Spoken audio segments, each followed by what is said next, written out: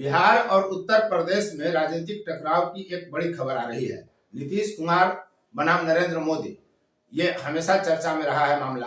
अब एक नई खबर यह आई है कि नरेंद्र मोदी के लोकसभा क्षेत्र वाराणसी के रोहनिया विधानसभा सीट पर उनको 24 दिसंबर को जनसभा करनी थी नीतीश कुमार को, और अब वह रद्द कर दिया गया है।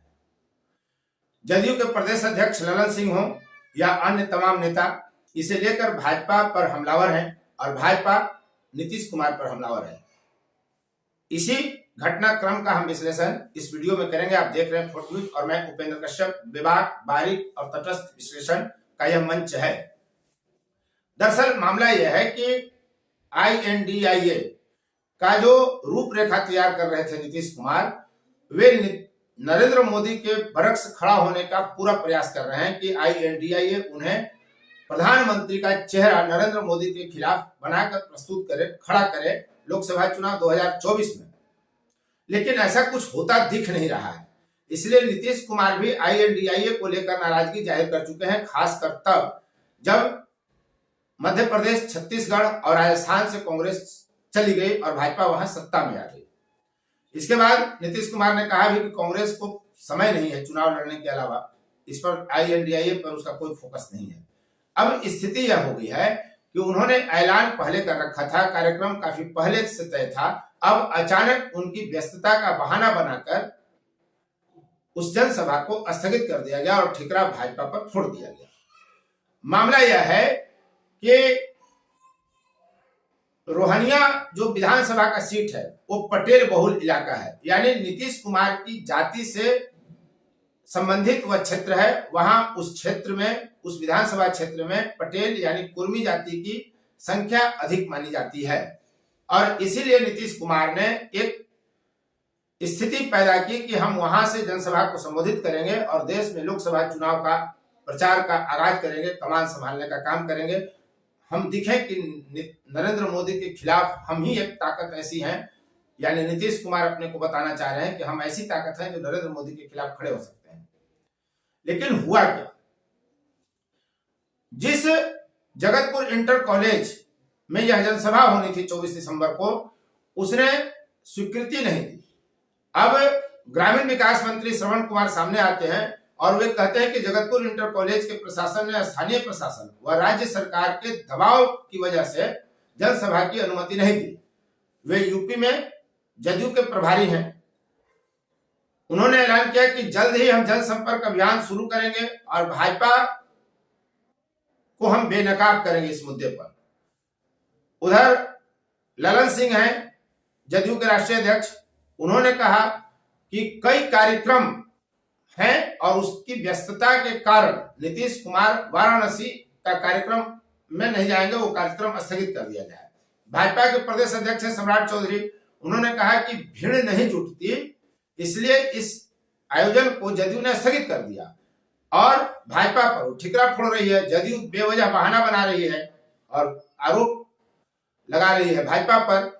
इसमें प्रभाकर मिश्रा जो प्रदेश प्रवक्ता है भाजपा के, वे सामने आते हैं और उन्होंने भी एक वीडियो बयान जारी किया है जिसे हम आपको दिखलाएंगे। दरअसल INDIA हताश है। छत्तीसगढ़, मध्य प्रदेश और राजस्थान में जिस तरह के चुनावी नतीजे आए हैं, उसके बाद INDIA में बिखराव की स्थिति बनी हुई है, नाराजगी की स्थिति है, हाँ ना की स्थिति है। जुड़े INDIA से कि नहीं जुड़े, चाहे ममता बनर्जी हो, चाहे नीतीश कुमार हो या अन्य कई दल ऐसे हैं। 28 दलों का एक गठबंधन है जो नाराजगी जाहिर कर चुके हैं। इसी कारण 6 दिसंबर का उनकी बैठक स्थगित करनी पड़ी थी। अब 19 दिसंबर को फिर दिल्ली में उनकी बैठक होनी है।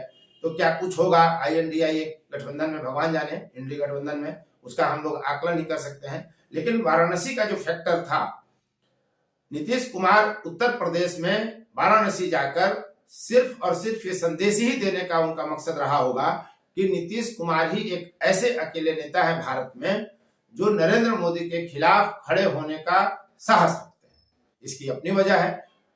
स्वाभाविक है कि जदयू के नेता उनको प्रधानमंत्री की उनमें छवि देखते हैं, प्रधानमंत्री के लायक समझते हैं। लेकिन INDIA यानी इंडी गठबंधन के जो बाकी नेता हैं, क्या वे स्वीकार कर लेंगे नीतीश कुमार को प्रधानमंत्री के रूप में?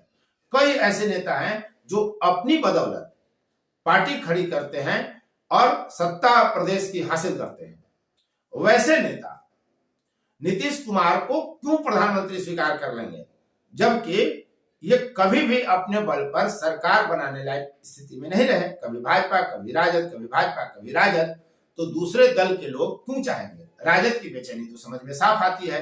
राजद इसलिए बेचैन है कि जल्दी से नीतीश कुमार केंद्र की राजनीति में चले जाएं और बिहार की सत्ता तेजस्वी यादव के हाथ में सौंप दी जाए।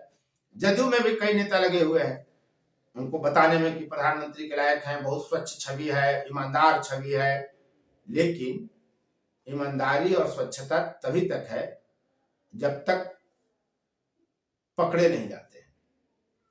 राजनीति में हमेशा संख्या बल महत्वपूर्ण होता है। अरविंद केजरीवाल हो, नवीन पटनायक हो, ममता बनर्जी हो, कई ऐसे नेता हैं जो अपनी बदौलत सत्ता में आए और लगातार सत्ता में बने हुए हैं। वो नीतीश कुमार से उनका कद भारी है, तो क्या वे मान लेंगे इंडी गठबंधन में रहते हुए कि नीतीश कुमार प्रधानमंत्री के दावेदार हों।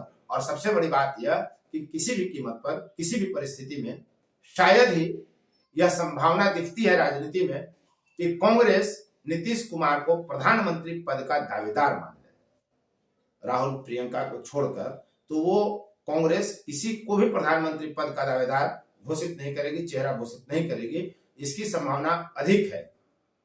हो सकता है कि कोई प्रधानमंत्री का चेहरा न हो, लेकिन यह होना दूर की कौड़ी ही लगता है कि नीतीश कुमार को इंडी गठबंधन अपना प्रधानमंत्री का चेहरा घोषित कर दे।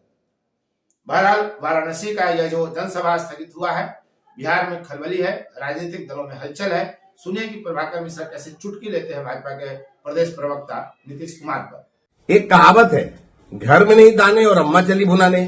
यह कहावत नीतीश कुमार जी पर बिल्कुल फिट बैठती है। बिहार में तो जदयू का दिवाला निकल रहा है और कहा वाराणसी में रैली करने चले थे। कुछ लोग शाम की परछाई को देखकर अपनी लंबाई का भ्रम पाल लेते हैं। नीतीश कुमार भी वैसे ही लोगों में से अपनी राजनीतिक हैसियत देखे बिना कभी प्रधानमंत्री का सपना देखने लगते हैं, तो कभी वाराणसी में रैली कर यूपी में अपनी पार्टी का विस्तार करने का ख्याली पुलाव बनाते हैं। लालू की लालटेन लेकर भी नीतीश कुमार वाराणसी में खोजेंगे तो उन्हें 1000 लोग नहीं मिलेंगे। मध्य प्रदेश में 10 सीट पर चुनाव लड़ने गए थे और किसी पर अपना जमानत भी नहीं बचा पाए। बिहार विधानसभा में भाजपा की मदद से 44 सीट लाए, अकेले लड़ेंगे तो बोहनी भी पर आफत आ जाएगा। उम्मीद करता हूं कि यह वीडियो विश्लेषण आपको अच्छा लगा होगा। यदि अब तक आपने चैनल को सब्सक्राइब नहीं किया तो चैनल को सब्सक्राइब कर लीजिए, शेयर लाइक कमेंट जरूर करिए। आपके सब्सक्राइब करने से हमारे चैनल की ताकत बढ़ती है, हम मजबूत होते हैं, और जब हम जितना अधिक मजबूत होंगे उतनी ही अधिक बुलंद आवाज में हम आपकी बात को सामने रख सकेंगे। अब तक इस वीडियो में बने रहने के लिए बहुत बहुत धन्यवाद। जय हिंद। फोर्थ व्यूज, चौथा विचार, बाकी फिर